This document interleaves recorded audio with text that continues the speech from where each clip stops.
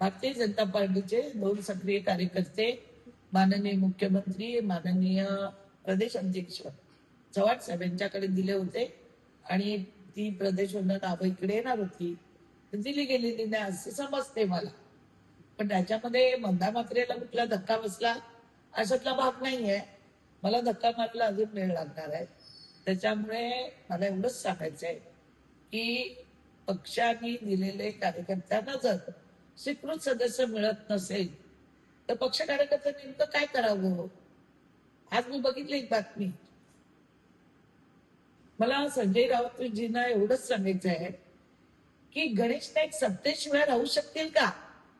तुमच्याकडे सत्ता आहे का आता.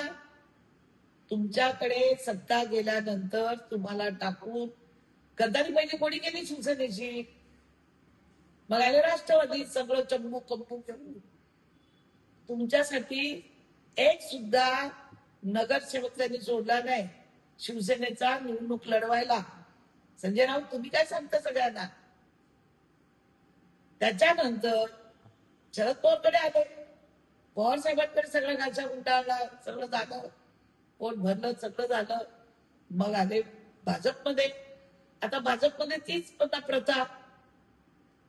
पुन्हा भाजपमध्ये पोट भरल्यानंतर इथला पुन्हा गच्छंत उचलणार आणखी तिसरीकडे जाणार.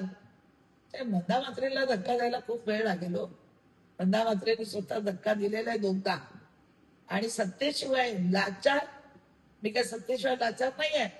मी त्यांच्या दारात आजपर्यंत कधी पद मागायला गेले नाही आणि आयुष्य मरेल पण कधी पद नाही मागायला जाणार.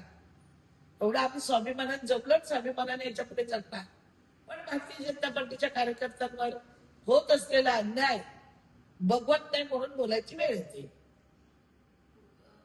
भाजपमध्ये आले का सत्ता बघूनच आले. त्यांच्याकडे होतं काय.